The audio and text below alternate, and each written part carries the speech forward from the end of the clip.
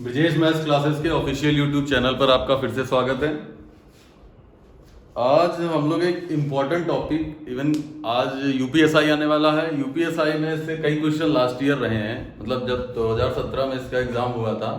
तो आप ये मान लो अगर सारी शिफ्ट हम ऐड कर लें तो 20-22 क्वेश्चन तो मेरे ही पास है। मतलब सारी शिफ्ट के मैंने देखे, एक तो छूट गया तो बात अलग है, अदरवाइज हर शिफ्ट में इससे क्वेश्चन आया था। और यूपीएसआई ही नहीं, बैंकिंग में भी इससे क्वेश्चन आए हैं, एसएससी सीजीएल में क्वेश्चन आते ही हैं।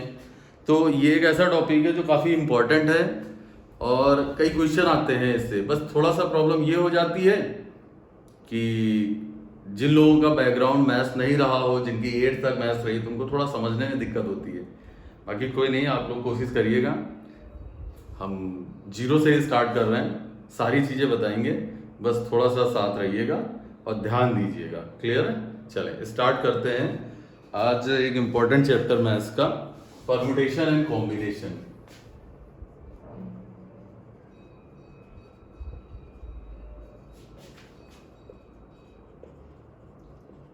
परम्यूटेशन एंड कॉम्बिनेशन मतलब क्रमचय और संचय। परम्यूटेशन और कॉम्बिनेशन, क्रमचय और संचय। ठीक है, तो आज ये स्टार्ट कर रहे हैं। कुछ लोगों ने शायद इसको पहली बार नाम ही सुना होगा, जिनकी मैथ्स नहीं बैकग्राउंड है, जिनकी 8th तक मैथ्स है, तो शायद उन्होंने तो फर्स्ट टाइम ही इसका नाम सुना होगा। चलो स्टार्ट करते हैं परम्यूटेशन कॉम्बिनेशन। तो सबसे पहले इसमें कुछ चीजें बताते हैं कि होता क्या है, कॉम्बिनेशन क्या होता है, परम्यूटेशन क्या होता है, और सबसे इंपॉर्टेंट चीज है कि इनके बीच में डिफरेंस। चलो देखते हैं। तो यहां पर पहले हम लोग लिख देते हैं कॉम्बिनेशन और यहां पर लिखते हैं परम्यूटेशन। ठीक है, अगर इनके बीच का तुम्हें डिफरेंस क्लियर हो गया, अगर इनके बीच का डिफरेंस क्लियर हो गया तो सारी चीजें आ जाएंगी।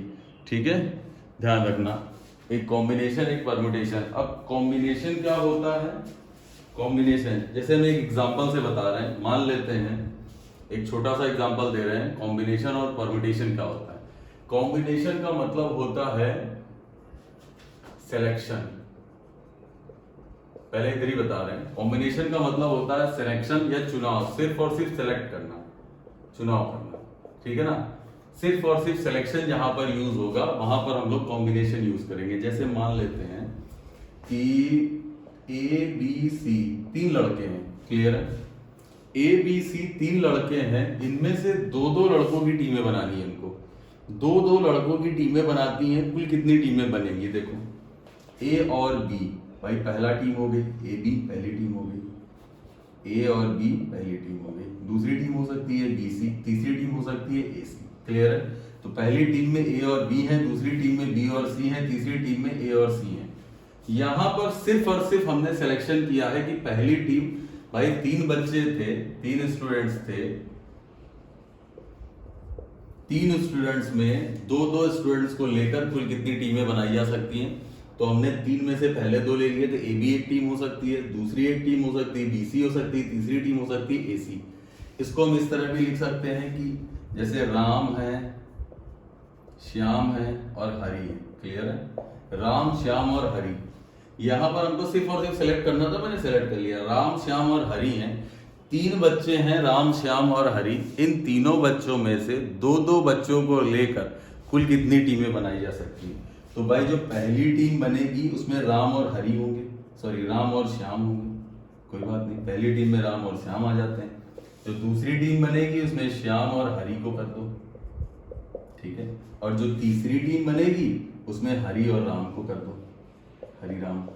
ठीक, अच्छा, अगर ये कहा जाए कि पहली टीम में राम और श्याम है, तो श्याम और राम या राम और श्याम मतलब तो एक ही है ना भाई। अगर एक टीम की बात करी जाए या पहली टीम की बात करी जाए, इसमें तुमसे पूछा जाए कि कौन कौन है, तो तुम कहोगे राम और श्याम है या श्याम और राम है। इसका मतलब टीम तो एक ही हुई ना, आगे पीछे बोलने से कोई फर्क तो पड़ता नहीं है। तो यहां पर तुमको सिर्फ और सिर्फ सेलेक्ट करना था कि 3 बच्चों में से 2 बच्चों को हमने सेलेक्ट कर लिया। तो यहां पर इंपॉर्टेंट चीज थी सिलेक्शन। कॉम्बिनेशन में जहां भी सिर्फ सिलेक्शन होगा वहां हम कॉम्बिनेशन यूज करेंगे, मतलब सिर्फ और सिर्फ संचय का रोल है यहाँ पर। ये क्रमचय नहीं, ये संचय। जहां पर सिर्फ और सिर्फ सिलेक्शन करना है वहां पर हम सिर्फ संचय लेंगे। आगे परम्यूटेशन में देखो, परमुटेशन का मतलब होता है क्रमचय। सिर्फ और सिर्फ तुम्हें याद ये रखना है इनके बीच में डिफरेंस कैसे बनता है। अगर तुम्हें डिफरेंस क्लियर हो जाएगा तो परमुटेशन और कॉम्बिनेशन में कभी दिक्कत नहीं आएगी। हम तुमको एक चीज और बता दें, इसमें अगर कभी भी प्रॉब्लम आई है तो सिर्फ यही कि परमुटेशन लेना है कि कॉम्बिनेशन लेना है, बाकी क्वेश्चन सबको समझ में आ जाता है। और ये प्रॉब्लम आखिरी तक लोगों को बनी रहती है, अगर समझ में नहीं आया तो आप ध्यान देना, आपको क्लियर होगा। चलो मान लेते हैं यहां पर तुमको दे रखे हैं 3 बच्चे, क्लियर है ना, 3 बच्चे मान लो या 3 बेरोजगार मान लो, ठीक है ना, 3 बेरोजगार लेने हैं। अब इन बेरोजगारों में से तुमसे ये कहा गया है कि तुम्हें एक एसआई की पोस्ट भरनी है और एक सिपाही की पोस्ट भरनी है। मतलब इन 3 बेरोजगारों में से तुम्हें एक एसआई सेलेक्ट करना है और एक सिपाही सेलेक्ट करना है। तो हम मान लेते हैं ए को एसआई मान लिए और बी को सिपाही मान लिए, पहला सिलेक्शन हो गया। दूसरा सिलेक्शन ये हो सकता है कि बी एसआई हो जाए और सी सिपाही हो जाए, तो दूसरा सिलेक्शन हो गया, मतलब दूसरी टीम बन गई। तीसरा हो जाए कि सी एसआई हो जाए और ए सिपाही हो जाए, ठीक है, ये तीसरा हो गया। भाई अगर तुमसे कहा जाए कि 3 लोग हैं, 3 बेरोजगार हैं, तुम्हें उनको नौकरी देनी है, तो एक को एसआई बनाना है, एक को सिपाही बनाना है, 2 ही पोस्टें हैं, तो कितने तरीके से चुने जा सकते हैं, कितने तरीके से सिलेक्शन किया जा सकता है, या कितने तरीके से हम एसआई और सिपाही सेलेक्ट कर सकते हैं। तो पहला तो सिलेक्शन हो गया, एसआई ए हो गया, बी सिपाही हो गया, लेकिन क्या ये नहीं हो सकता कि यहां पर बी एसआई हो जाए और ए सिपाही हो जाए? भाई इसकी वैल्यू है, ये कह सकते हैं कि एक बार ए एसआई था, बी सिपाही था, दोबारा बी सी एसआई हो गया और ए सिपाही हो गया, तो पहला सिलेक्शन तो ये हो जाएगा। तो पहले में ही क्या 2 बार इनको अरेंज नहीं किया गया? भाई इनको आपस में शिफ्ट किया गया कि नहीं किया गया? ए एसआई था, आज के टाइम पे ए तुम्हारा सिपाही हो गया, बी ए सिपाही था, आज के टाइम पे बी एसआई हो गया। तो भाई चुनना ही तो है, एक बार ए को एसआई बनाया, बी को सिपाही बनाया, एक बार बी को सिपाही बनाया, एक बार बी को एसआई बनाया, सी को सिपाही। तो एक सिलेक्शन के 2 पार्ट्स आ सकते हैं। सेम कंडीशन यहां पर भाई, अगर बी एसआई है तो बी सिपाही भी तो हो सकता है और सी एसआई हो सकता है, यहां पर सी सिपाही हो सकता है और ए एसआई हो सकता है, ऐसे भी तो हो सकता है। इसका मतलब है कि ये दो और ये 2, इसका मतलब टोटल कितने सिलेक्शन हो सकते हैं? 6। क्लियर है? यहां पर सिर्फ और सिर्फ 3 था। एक बार और देखना ध्यान से, एक बार और देखना ध्यान से। तुमसे अगर ये कहा जाए कि ए बी सी 3 है, 3 बच्चे हैं या 3 आदमी है, ए बी सी 3 आदमी है या 3 खिलाड़ी मान लेते हैं, ए बी सी 3 खिलाड़ी हैं, तुम्हें इनसे कैप्टन और वाइस कैप्टन सेलेक्ट करना है, कितनी तरीके से चुनाव किया जा सकता है? तुम्हें इनमें से एक कैप्टन को और एक वाइस कैप्टन को सेलेक्ट करना है, कितने तरीके से चुनाव किया जा सकता है? तो भाई एक पोस्ट हो गई कैप्टन की, एक पोस्ट हो गई वाइस कैप्टन की, एक कैप्टन की एक वाइस कैप्टन की। ए कैप्टन हो सकता है, बी वाइस कैप्टन हो सकता है, पहली कंडीशन है। भाई दूसरी कंडीशन ये भी तो सकती है, बी कैप्टन हो जाए और ए वाइस कैप्टन हो जाए, ये 2 तरीके से चुन सकते हैं। क्लियर? अगला आता है, अगर बी कैप्टन है तो सी वाइस कैप्टन हो जाए, तो इसको ये भी तो कह सकते हैं कि अगर बी तुम्हारा वाइस कैप्टन हो जाए और सी कैप्टन हो जाए तो कोई दिक्कत है? अगर ए कैप्टन हम चुन लें और सी कैप्टन ले लें और ए को वाइस कैप्टन ले लें, और यहां पर हम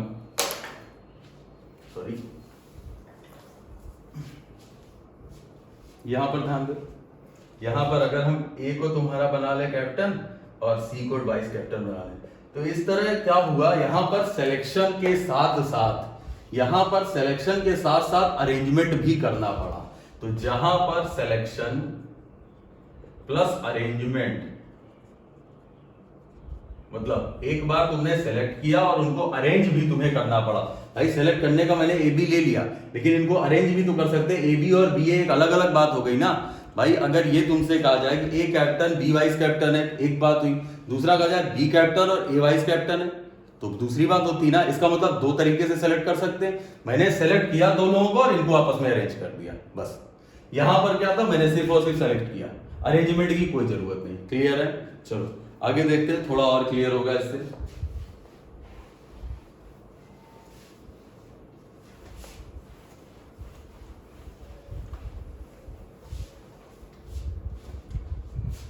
यहां पर ध्यान से देखना, जहां पर कॉम्बिनेशन होगा वहां सिर्फ और सिर्फ सिलेक्शन होगा, जहां पर परम्यूटेशन या क्रमचय होगा वहां पर सिलेक्शन तो होगा ही होगा और सिलेक्शन के साथ प्लस अरेंजमेंट भी होगा।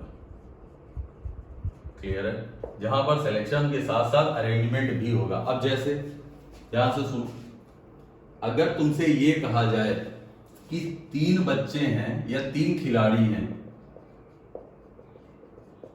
3 खिलाड़ी हैं या 3 मान लेते हैं 3 कमांडो या 3 सिपाही मान लेते हैं, ठीक है ना, सिपाही मत मानो, 3 लड़के, 3 लड़के हैं, ठीक, 3 लड़कों को कुछ भी लिख लेते हैं पी क्यू आर, ये 3 लड़के हैं पी क्यू आर। अब तुमसे ये कहा जाए कि इन 3 लड़कों में से 2-2 लड़कों को लेकर कुल कितनी टीमें बनाई जा सकती हैं? इन 3 लड़कों में से 2-2 लड़कों को लेकर, तो पहली टीम पीक्यू हो गई। भाई अगर पहली टीम पीक्यू है और तुम किसी से ये कहो कि ये फर्स्ट टीम है, इसके पहला जो लड़का उसका नाम पी, दूसरे का नाम क्यू है, तो पहली टीम पीक्यू तैयार हुई, तो क्यूपी भी तो वही टीम है, उसमें कुछ चेंजेस तो हुए नहीं। पीक्यू जो पहली टीम थी वही टीम क्यूपी भी है, तो इसका मतलब है यहाँ पर सिर्फ और सिर्फ सिलेक्शन है। पीक्यू हो सकती है, दूसरी टीम क्यूआर हो सकती है, तीसरी टीम तुम्हारी पीआर हो सकती है।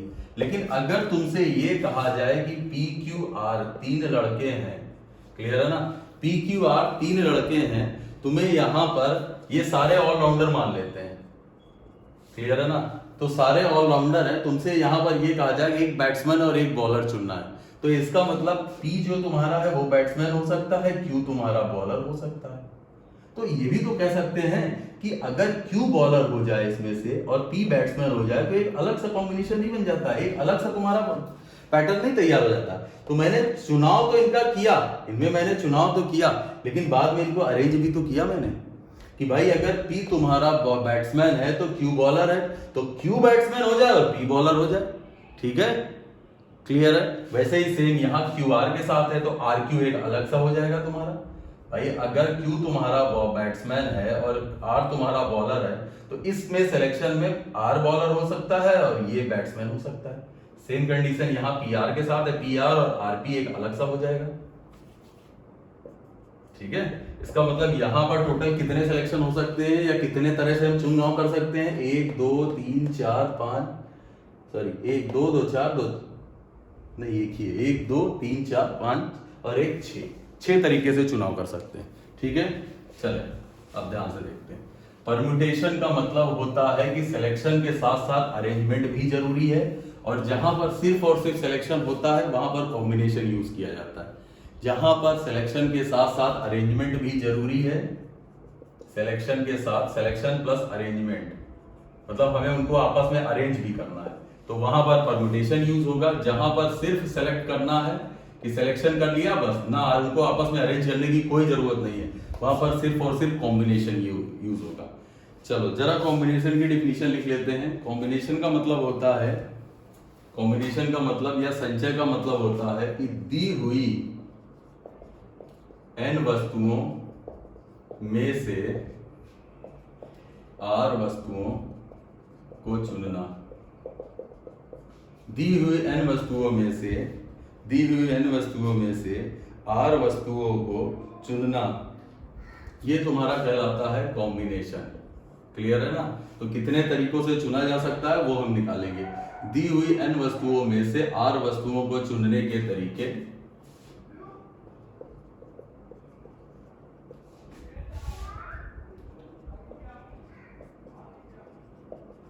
संचय कहलाते हैं, कॉम्बिनेशन कहलाते हैं। इसे एनसीआर से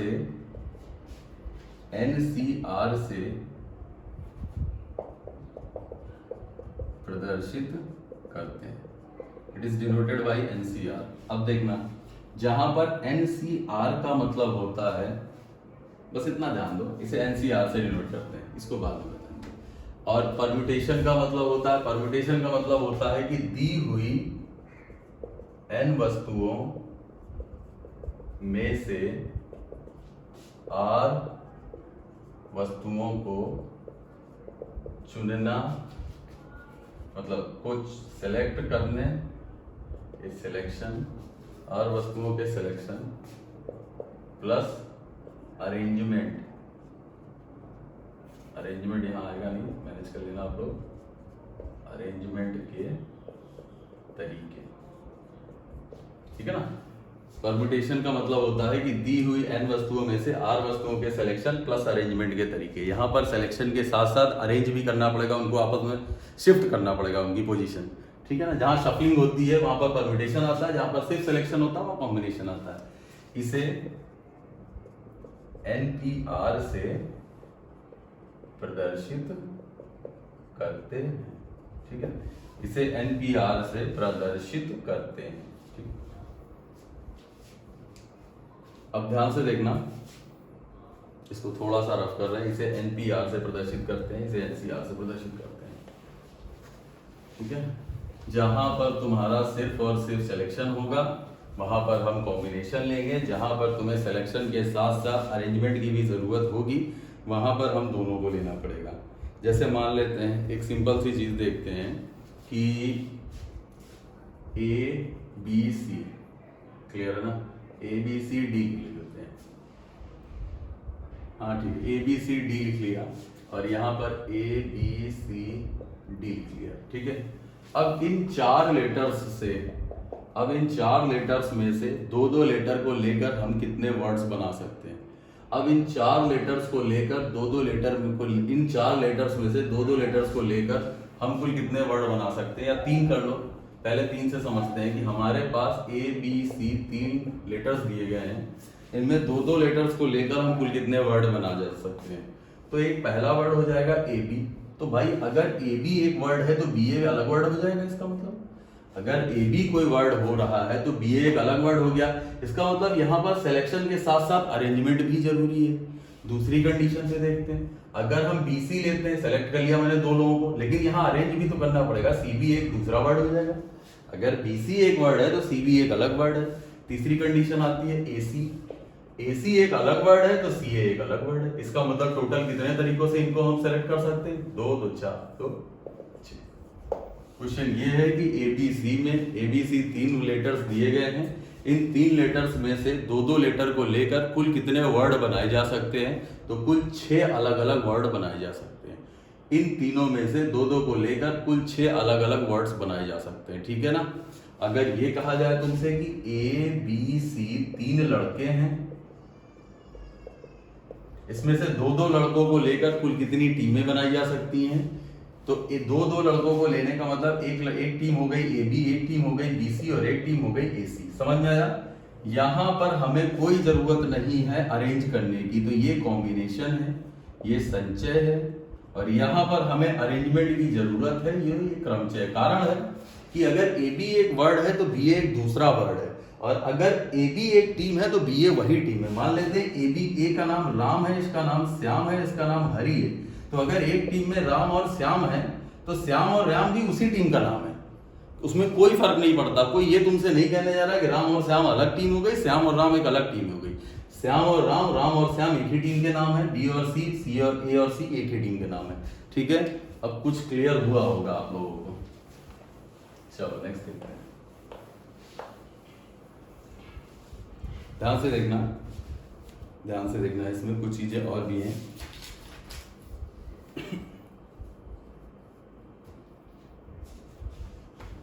क्रमचय में देखो,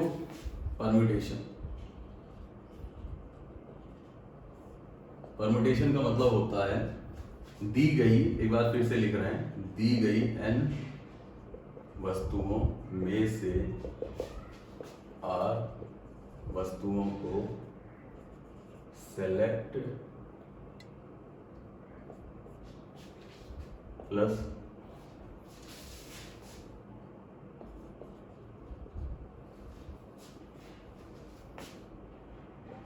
अरेंज करने के तरीके, ठीक है ना। परम्यूटेशन का मतलब हो गया कि दी हुई वस्तुओं में से r वस्तुओं को एक साथ, जैसे 3 वस्तुओं में से 2 वस्तुओं को लेना है हमको, उनको अरेंज भी, उनको पहले मैंने सेलेक्ट किया, फिर उनको आपस में अरेंज कर दिया। तो सिलेक्शन और अरेंजमेंट के कुल जितने तरीके तुम्हारे बनते हैं वो तुम्हारा कहलाता है परम्यूटेशन।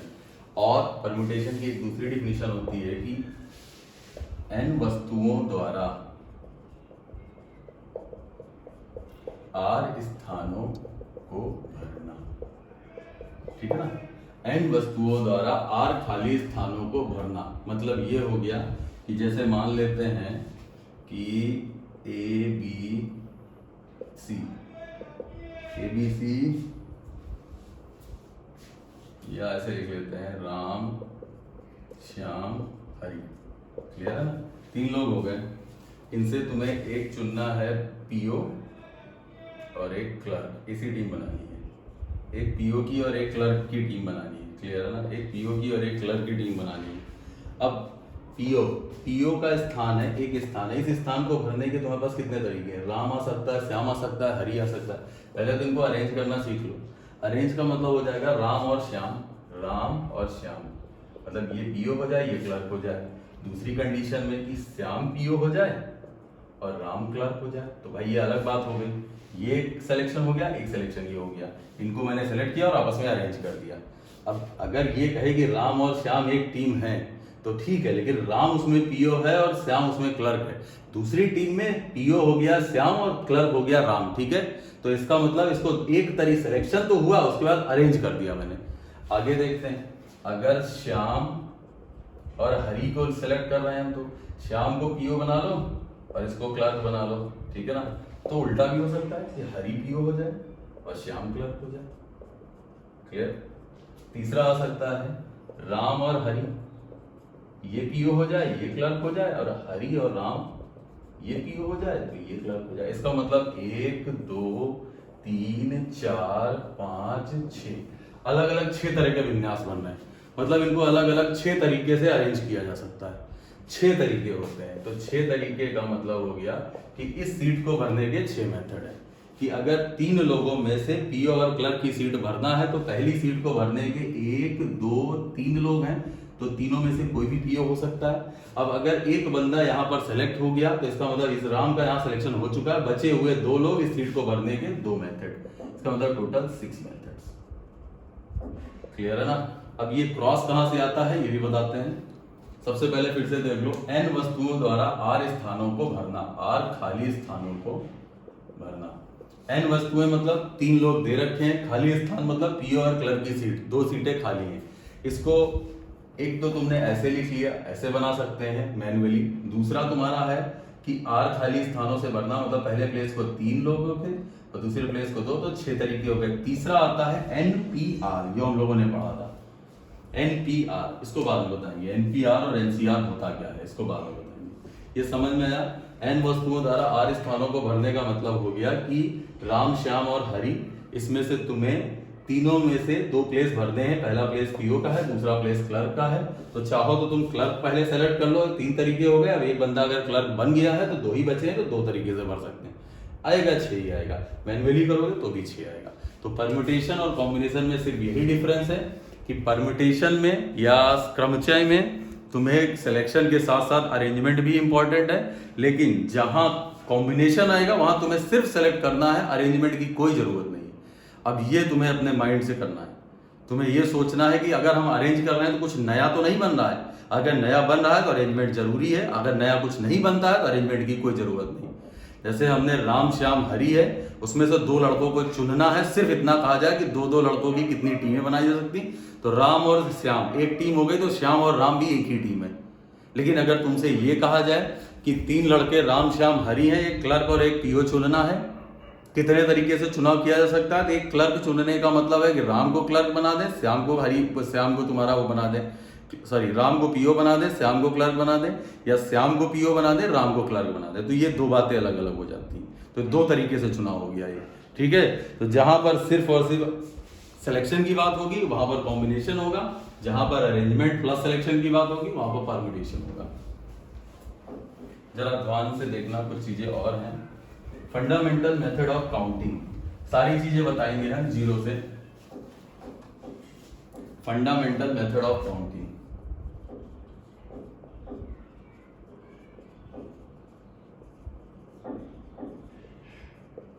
मतलब ये हो गया कि गणना के सिद्धांत, या सिर्फ लिख लो फंडामेंटल मेथड ऑफ काउंटिंग, या नहीं लिखना चाह रहे हो तो MNP मेथड लिख लो। MNP मेथड मतलब समझो इस पर क्या होता है। जैसे मान लेते हैं, जैसे चलो सबसे छोटा अच्छा आसान सा एग्जांपल है कि एक बच्चा है, उसके पास अगर शर्टों की देखी जाए तो तुम्हारे उसके पास टोटल 3 शर्टें, क्लियर है ना, उसके पास टोटल 3 शर्टें हैं और उसके पास पैंट्स की बात करी जाए तो टोटल 2 पैंट हैं। अब अगर तुमसे ये पूछा जाए कि ये बच्चा कितने तरीके से तैयार हो सकता है, इसके पास कपड़े पहनने के कुल कितने मेथड्स हैं, मतलब कितने तरीके से तैयार होकर खड़ा हो सकता है, क्लियर है ना, कितने तरीके से ये तैयार हो सकता है। तो ध्यान से देखना, यहाँ पर क्या होगा, अगर बच्चा पहली शर्ट पहन रहा है, S1 पहनता है, तो उसके बाद 2 मेथड हैं, इसके साथ ये दोनों पैंटें पहन सकता है, P1 पहन ले या P2 कोई एक पैंट पहन लेगा, तो 2 तरीके से यहाँ तैयार हो सकता है कि इस शर्ट के साथ इन दोनों में से एक पैंट पहन ली, 2 तरीके हो गए, क्लियर है, ठीक है। अगर S2 शर्ट पहनता है तो उसके साथ भी उसके पास 2 ऑप्शन है कि P1 पैंट पहन ले या P2 पैंट पहन ले, तो तैयार होने के 2 मेथड यहाँ हो गए उसके पास।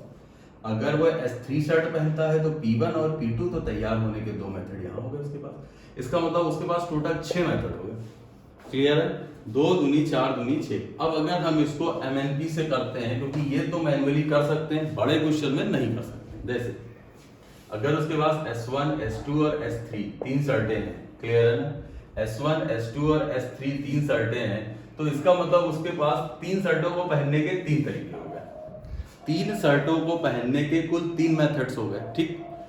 अगर उसके पास P1 और P2 2 पैंट है, तो भाई S1, S2, S3 का मतलब हो गया इन तीनों में से कोई एक शर्ट पहन सकता है, और P1 और P2 का मतलब हो गया इन दोनों में से कोई भी एक पैंट पहन सकता है। तो पैंट पहनने के उसके पास 2 मेथड हो गए, और अगर उसको पूरा तैयार होना है तो उसको ये दोनों प्रोसेस करने पड़ेंगे। जहां पर यही चीज आएगी, दोनों प्रोसेस करने पड़ेंगे और दोनों आपस में एक दूसरे से जुड़े हुए हैं, वहां पर क्रॉस का साइन आएगा, इसका मतलब उसके बाद 6 तरीके हैं तैयार होने के, क्लियर है, उसके पास 6 तरीके हैं तैयार होने के लिए। अब MNP मेथड में लिख सकते हो, यदि किसी प्रक्रिया को या इवेंट को करने के M मेथड्स हैं, M विधियां हैं, और दूसरी प्रक्रिया को करने की N विधियां हैं, तो दोनों को करने की कुल M × N विधियां होंगी। बस इतना ध्यान रखना कि दोनों इंपॉर्टेंट हो किसी प्रोसेस के लिए। जैसे यहाँ पर है, यदि किसी कार्य को करने की M विधियां हैं और दूसरे कार्य करने की N विधियां हैं, अगर उसने शर्ट पहन ली तो जब तक वो पैंट नहीं पहनेगा तब तक वो तैयार नहीं माना जाएगा। तो शर्ट पहनने के अगर उसके पास 3 तरीके, तो पैंट पहनने के उसके बाद 2 तरीके, तो टोटल तैयार होने के उसके पास कितने मेथड है, 6 मेथड है। उसके पास अलग अलग तरीके से तैयार होने के कुल 6 मेथड्स हैं, ठीक है, उसके पास अलग अलग तरीके से तैयार होने के कुल 6 मेथड्स हैं।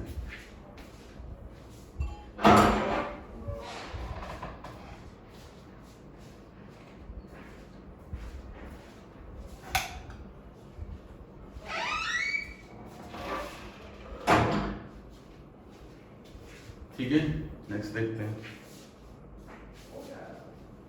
नेक्स्ट देखते हैं अलग अलग तैयार होने के उसके पास कुल 6 मेथड्स हैं। नेक्स्ट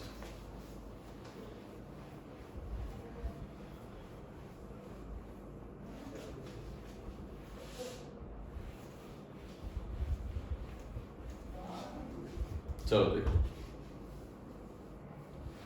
जैसे मान लेते हैं एक बच्चा है, उसके पास S1, S2, S3, S4 4 शर्टें हैं, P1, P2, P3 3 पैंटें हैं, और T1 और T2 2 थोड़ा टाई हैं। तो उसके पास तैयार होने के कुल कितने मेथड्स हैं, ध्यान से देखना। वो शर्ट पहनने के तो उसके पास 4 मेथड हो गए, फंडामेंटल मेथड ऑफ काउंटिंग है ये। शर्ट पहनने के उसके पास 4 मेथड हो गए, पैंट पहनने के उसके पास 3 मेथड हो गए, और टाई पहनने के उसके पास 2 मेथड हो गए। तो टोटल कितने तरीके से वो तैयार हो सकता है, 4 तिहाई 12 दूनी 24 तरीके से। उसका कारण है कि अगर वो पहले काम को करने के उसके पास 4 मेथड है, 4 विधियां M, दूसरे कार्य को करने की उसके पास 3 विधियां, तीसरे कार्य को करने की उसके पास 2 विधियां, तो पूरे कार्य को करने की, भाई अगर वो सारे काम नहीं करेगा तो तैयार नहीं होगा, इसका मतलब उसको सारे काम करना जरूरी है। तो सारे प्रोसेस एक साथ जब होंगे तभी वो पूरी तरह तैयार होगा, तो सारे प्रोसेस एक साथ होंगे तो 24 तरीके से तैयार हो सकता है, क्लियर है। यहाँ पर ये सारी चीजें एक दूसरे से रिलेट कर रही हैं, क्लियर है ना, तभी ये जाके मल्टीप्लाई हुआ। तो 24 तरीके से तैयार हो सकता है। एक तरीका और देख लो, मतलब एक एग्जांपल और देख लो, समझ में आ जाएगा। जैसे मान लेते हैं ए है, उसको बी और सी, ए से बी के घर जाने के उसके पास 3 मेथड है, और बी से सी के घर जाने के उसके पास 2 मेथड है, और उसका रास्ता ये है कि वो ए से बी के यहाँ जाएगा और बी से सी के पास जाएगा। तो वो कितने तरीके से सी के घर पहुंच सकता है, मतलब उसका यही रास्ता है कि रास्ते में सीधा रास्ता है, उसे बी के घर जाने के उसके पास 3 मेथड है, बी के घर पहुंच सकता है। लेकिन जब बी के घर पहुंचा तो उसने आगे देखा कि सी के घर जाने के 2 मेथड है।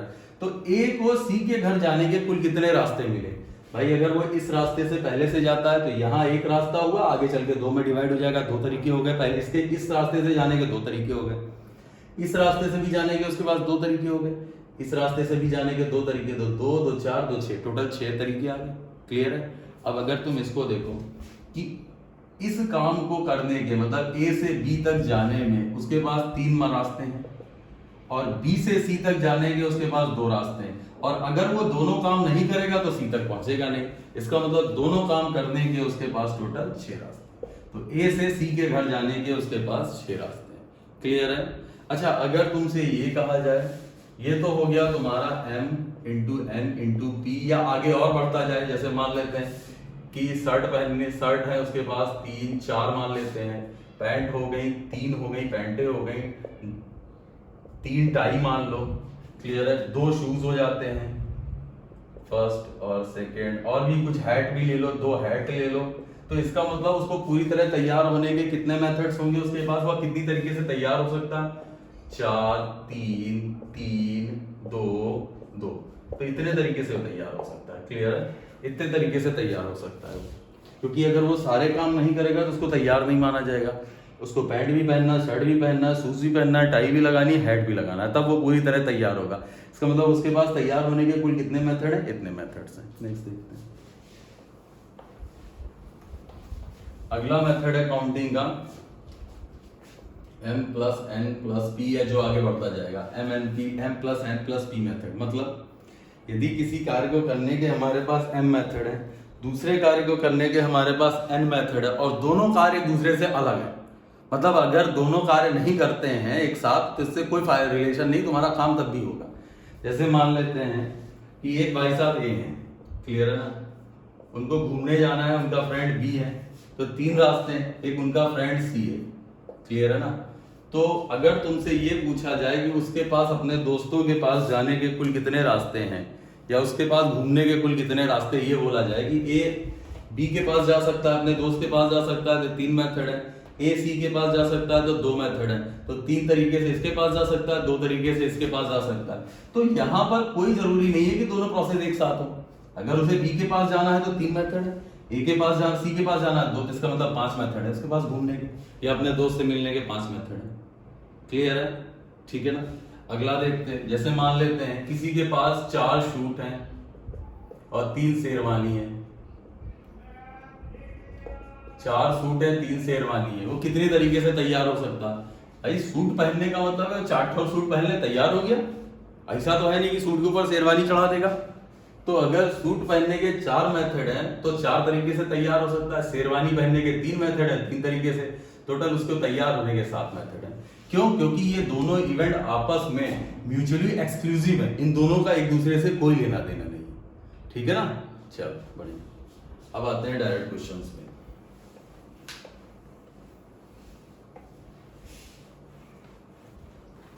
अब डायरेक्ट क्वेश्चंस पे आते हैं। जैसे पहला क्वेश्चन है कि पहला क्वेश्चन ये है कि वर्ड है सचिन, SACHIN। अगर एक वर्ड है सचिन और तुमसे ये कहा जाए कि सचिन के सभी लेटर्स को लेकर कुल कितने अलग अलग वर्ड बनाए जा सकते हैं, सचिन के सभी लेटर्स को लेकर कुल कितने अलग अलग वर्ड बनाए जा सकते हैं जिसमें कुछ भी बने उसकी हमें कोई मतलब उसका कोई सार्थक अर्थ हो या निरर्थक हो, कोई लेना देना नहीं, लेकिन ये है कि इसके सभी लेटर्स को तुम्हें लेकर वर्ड बनाने। तो सचिन के सभी अक्षरों को लेकर, सभी लेटर्स को लेकर कुल कितने वर्ड्स बनाए जा सकते हैं। या ऐसे भी क्वेश्चन आता है कि सचिन के सभी लेटर्स को लेकर कुल कितने अरेंजमेंट किए जा सकते हैं, कितने अरेंजमेंट बनाए जा सकते हैं। तो पहले देखो पूछ क्या रहा है, जैसे SACHIN, ठीक है ना, तो ये एक वर्ड हो जाता है। अगर हम ASCHIN करें ये दूसरा वर्ड हो जाता है। SCASH कुछ भी करें, हम इसको आगे पीछे अरेंज करते रहें, आगे पीछे अरेंज करते रहें, नए नए वर्ड बनते जाएंगे। इसका मतलब यहाँ पर तुमसे सिलेक्शन से कोई लेना देना नहीं, यहाँ सिलेक्शन प्लस अरेंजमेंट इंपॉर्टेंट है। अगर तुमसे ये कहा जाता कि 7 लेटर्स को कितनी तरीके से सेलेक्ट किया जा सकता है तो उठा के सेलेक्ट कर लेते, लेकिन तुमसे ये बोला गया है कि कितने अलग अलग वर्ड्स बनाए जा सकते हैं। तो 7 लेटर हैं इसमें, तो यहाँ पर तुम्हारा लगना है, खुद सोच लो तुम कि अगर हम SACHIN एक लेते हैं और इसको हम अरेंज करते हैं, ASCHIN करते हैं तो दूसरा वर्ड बन गया। इसका मतलब इसकी मीनिंग है एक वर्ड इससे बनता है, एक वर्ड इससे बनता है, और अरेंज करते जाएंगे तो और वर्ड बनते जाएंगे। तो इनको कुल कितने तरीके से सेलेक्ट प्लस अरेंज किया जा सकता है। तो यहाँ पर क्या लगेगा, यहाँ पर लगेगा परम्यूटेशन, क्योंकि यहाँ पर सिर्फ और सिर्फ तुमसे क्या करना है, यहाँ पर तुम्हें सिर्फ सिलेक्शन के साथ साथ अरेंजमेंट करना है, सिर्फ सिलेक्शन नहीं करना। चले देखते हैं। तुमसे मैंने 2 चीजें लिखाई थी, एक बोला था अगर कहीं परम्यूटेशन आएगा तो उसको बोलते हैं NPR, इसको भी देख लो, और अगर कहीं सिलेक्शन आएगा तो उसे बोलते हैं NCR। अब ये NPR और NCR होता क्या है, सबसे पहले कुछ फैक्टोरियल की चीजें जान लो। अगर कहीं परम्यूटेशन मतलब सिलेक्शन प्लस अरेंजमेंट करना होगा तो हम परम्यूटेशन लगाएंगे, और जहां कहीं सिर्फ सिलेक्शन करना होगा तो वहां कॉम्बिनेशन यूज होगा। अच्छा देखना, अगर ये तुमसे ये कहा जाए कि फैक्टोरियल n, या मान लेते हैं तुमसे कहीं लिखा हो फैक्टोरियल 5, इसका क्या मतलब होता है, फैक्टोरियल का मतलब क्या होता है, कोई जरूरत नहीं इसके बारे में जानने की, बस ये सोचो कि जो नंबर लिखा है वहां से हमें 1 तक जाना है, 4 3 2 1। अगर कहीं फैक्टोरियल 3 लिखा है तो 3 से लेकर 1 तक चले जाओ 1। अगर फैक्टोरियल 4 लिखा है तो 4 3 2 1, ठीक है ना। फैक्टोरियल 6 लिखा है तो इसका मतलब 6 5 4 3 2 1। तो जो फैक्टोरियल दिया हुआ है वहां से स्टार्ट करके, जो फैक्टोरियल दिया हुआ है वहां से स्टार्ट करके हम 1 तक जाएंगे, ठीक है। जो फैक्टोरियल दिया हुआ है वहां से स्टार्ट करके 1 तक जाएंगे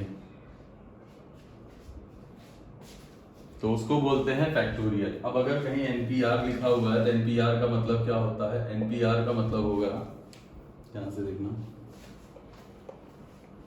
NPR का मतलब होता है factorial n upon factorial n minus r। ये NPR होता है। NCR का मतलब होता है factorial n minus r into factorial r। इसका मतलब ये होता है। अब जैसे इस क्वेश्चन की बात करें, तुम्हें पता है कि यहाँ पर अरेंज करना है क्योंकि इनको आगे पीछे शिफ्ट करना है, इसमें शफलिंग होगी, शफलिंग होगी तो अरेंजमेंट लगेगा, अरेंजमेंट का मतलब परम्यूटेशन यूज होगा। जहां पर तुम्हें अरेंज करने से कोई नया वर्ड मिलता है वहां पर तुम्हारा परम्यूटेशन लगता है। सिर्फ सिलेक्शन की बात करेंगे तो कॉम्बिनेशन लगेगा, और जहां पर तुम्हें अरेंज करना पड़ेगा वहां पर परम्यूटेशन लगेगा। चलो देखते हैं जरा। अगर तुमसे ये कहा जाए कि सचिन के सभी लेटर्स को लेकर कुल कितने वर्ड बनाए जा सकते हैं अलग अलग, जिनकी कोई मान मतलब हो या ना हो कोई मतलब नहीं, लेकिन कितने बनाए जा सकते हैं, तो एक बात बताओ, 1 2 3 4 5 6 3 3 6, इसका मतलब 6 लेटर्स हैं टोटल, क्लियर है ना।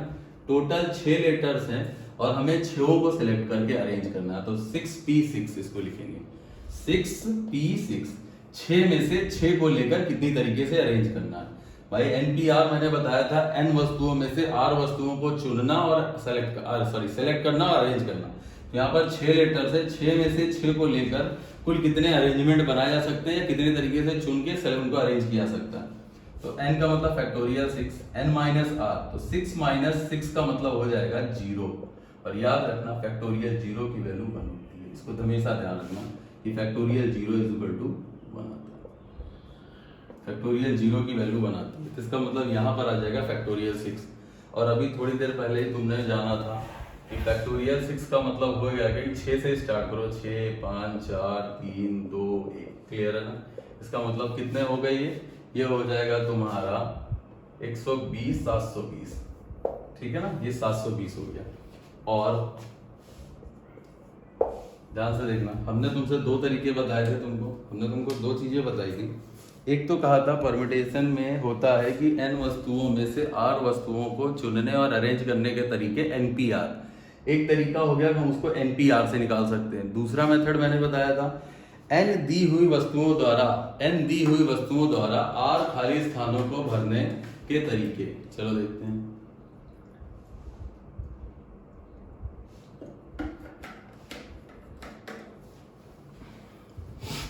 n दी हुई वस्तुओं द्वारा r खाली स्थानों को भरने के कुल तरीके। ठीक है, चलो अब इसी को देखते हैं। पहला तो तुमने इसको निकाल लिया NPR से। NPR मतलब 6P6, तो तुम्हारा आंसर आया फैक्टोरियल 6 का मतलब 720। दूसरा मेथड तुमको मैंने बताया था कि n वस्तुओं द्वारा r खाली स्थानों को भरना। तो भाई 6 स्थान भरने हैं तुमको। अगर तुम्हें सारे लेटर्स को लेकर कोई वर्ड बनाना है तो उस वर्ड में 6 जगह होंगी भाई। 6 अल्फाबेट आएंगे तो 6 स्थान भरने हैं, 2 3 4 5 6। अब इसमें भी 6 लेटर हैं, तो पहले स्थान में से इन 6 में से कोई भी एक आ सकता है। इसका मतलब पहले स्थान को भरने के तुम्हारे पास 6 तरीके हो गए। पहला स्थान अगर तुमने भर दिया तो कोई एक लेटर यहाँ रख दिया। अब दूसरे स्थान को भरने के तुम्हारे पास 5 तरीके हो गए। इसका मतलब 2 स्थान तुम भर चुके हो। तीसरे स्थान को भरने के 4, फिर 3, फिर 2, फिर 1। क्या ये फैक्टोरियल 6 नहीं लिखा हुआ है? तो फैक्टोरियल 6 ही तो लिखा है, इसका मतलब होता है 720। ठीक है, सेम आया आंसर। चलो नेक्स्ट देखते हैं। अब क्वेश्चन है, अब थोड़े अच्छे से क्वेश्चन है, कंटिन्यू कराएंगे कि रेनबो के सभी वर्ड्स को लेकर, रेनबो के सभी लेटर्स को लेकर कुल कितने अलग अलग वर्ड्स बनाए जा सकते हैं। रेनबो के सभी लेटर्स को लेकर कुल कितने अलग अलग वर्ड बनाए जा सकते हैं। ठीक है ना, तो फिर अलग अलग वर्ड बनाने का मतलब है कि इसमें अरेंजमेंट करना पड़ेगा। जहां भाई नंबर आए, संख्या आए, जहां पर संख्याएं बनानी हो, जैसे मान लेते हैं तुमसे ये कहा जाए कि 2 अंकों की कुल कितनी संख्याएं बनाई जा सकती हैं, तो अगर हम 21 लिखते हैं तो 21 और 12 एक अलग अलग संख्या हो गई भाई। अगर हम 21 को लिखते हैं तो 12 तो एक अलग संख्या हो गई ना।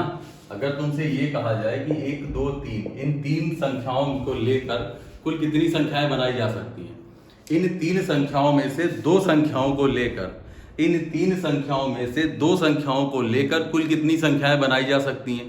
तो खुद अपना दिमाग लगाओ कि इसमें हम परम्यूटेशन लगाएंगे कि कॉम्बिनेशन लगाएंगे। मतलब सिर्फ सिलेक्शन करेंगे, अरेंजमेंट भी करेंगे। जैसे मान लो अगर हम सिलेक्शन करते हैं तो पहली संख्या 12 हो सकती है, दूसरी संख्या 23 हो सकती है, तीसरी संख्या 31 हो सकती है। तो भाई 21 तो एक अलग संख्या हो गई ना, ये भी तो बन सकती है, 3 2 भी हो सकता है और 1 3 हो सकता है। तो यहां पर हमको क्या लगाना है, परम्यूटेशन, NPR। इसका मतलब सिलेक्शन के साथ साथ अरेंजमेंट भी इंपॉर्टेंट है, NPR। अब इधर देखते हैं। अब रेनबो के सभी लेटर्स को लेकर कुल कितने अलग अलग वर्ड बनाए जा सकते हैं, जिनमें कुछ की मीनिंग हो या मीनिंगलेस हो, कोई फर्क नहीं पड़ता है। अब रेनबो में कुल कितने हैं, फिर से वही चीजें हैं। या तो 7P7 कर लो भाई, 1 2 3 4 5 6 7। 7 लेटर्स में से 7 को चुनने के कुल कितने तरीके हो सकते हैं, या 7 लेटर्स में से 7 को लेकर कुल कितने अलग अलग वर्ड बनाए जा सकते हैं। 7P7 भाई तुम्हें पता है कि NPR का मतलब होता है फैक्टोरियल n माइनस r। तो यहां पर भी वही आ जाएगा फैक्टोरियल 7, और 7 माइनस 7 कितना हो जाएगा, 0 हो जाएगा। और 0 की वैल्यू कितनी होती है, 1, तो 1 आ जाएगा। फैक्टोरियल 0 मैंने अभी बताया था कि 1 आ जाता है। और फैक्टोरियल 7 का मतलब हो गया 7 6 5 4 3 2 1। तुमने अभी से फैक्टोरियल 6 की वैल्यू निकाली थी। फैक्टोरियल 6 की वैल्यू का मतलब हो गया 6 5 4 3 2 1। ये फैक्टोरियल 6 ही तो लिखा हुआ है। और फैक्टोरियल 6 की वैल्यू आई कितनी थी, 720। इसको मल्टीप्लाई करा दो 50, 5040। इसका मतलब इसका आंसर आ जाएगा 5040। और 2 तरीके होते हैं ना परम्यूटेशन के। एक तो मेथड हो गया NPR से, दूसरा है 7 में से 7 जगह को भरना। 7 लेटर्स दे रखे हैं, 7 लेटर से 7 खाली स्थानों को भरने के कुल तरीके। भाई इन सभी को लेकर अगर बनाना है वर्ड तो 7 खाली स्थान है, 3 4 5 6 7। क्लियर है, 7 खाली स्थान है, इन 7 को लेकर यहाँ भरना है। तो पहली जगह को हम 7 तरीके से भर सकते हैं, फिर 6, फिर 5, फिर 4, फिर 3, फिर 2, फिर 1। ठीक है, सेम आएगा। अगला देखते हैं।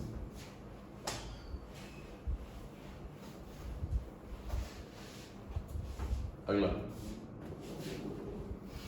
क्वेश्चन है कि रेनबो के सभी लेटर्स को लेकर कुल कितने वर्ड बनाए जा सकते हैं जिनकी शुरुआत आर से हो। रेनबो के सभी लेटर्स को लेकर कुल कितने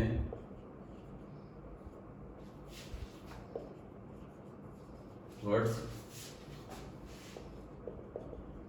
बनाए जा सकते हैं जिनकी शुरुआत आर से हो। क्लियर? मतलब रेनबो के सभी लेटर्स को लेकर कुल कितने वर्ड बनाए जा सकते हैं जिनकी शुरुआत आर से हो। एक बात बताओ, रेनबो का मतलब हो गया 7 जगह भरनी है, 3 4 5 6 7। भाई 7 है इसमें और 7 जगह भरनी है सभी को लेकर। अब तुमसे ये कह दिया गया है कि आर हमेशा सबके शुरुआत में है। भाई लेकर कुल कितने वर्ड बनाए सकते हैं जिनकी शुरुआत आर से हो। अगर पहला वर्ड बनेगा उसमें भी आर पहले आए, दूसरे में भी आर पहले आए, तीसरे में भी आर, मतलब आर हर जगह सबसे पहले ही आना चाहिए।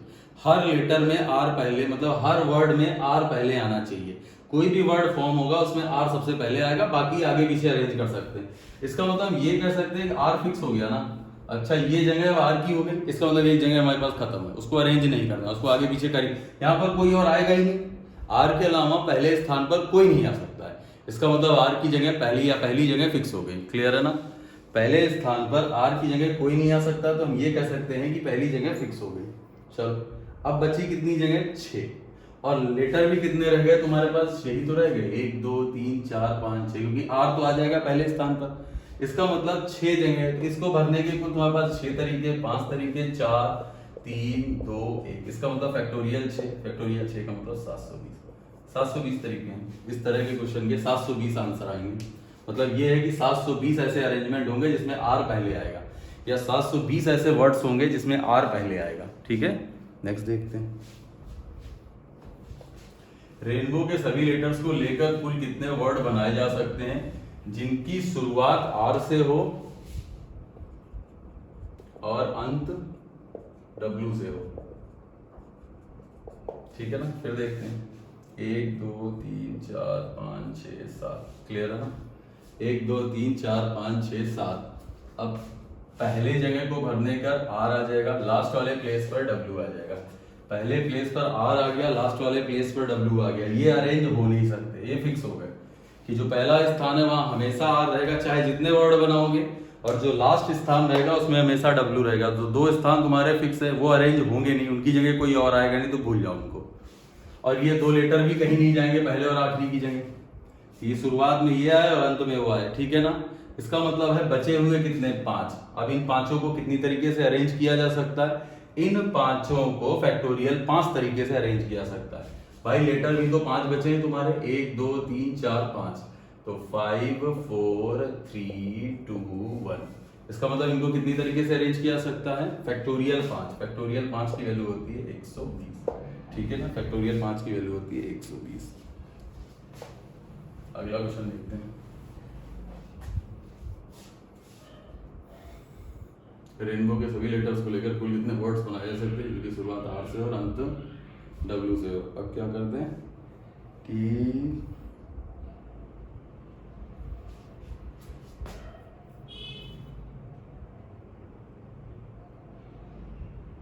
चलो आज के लिए अभी इतना ही रखते हैं। नेक्स्ट वीडियो में इसके आगे का पार्ट होगा। तब तक के लिए नमस्कार।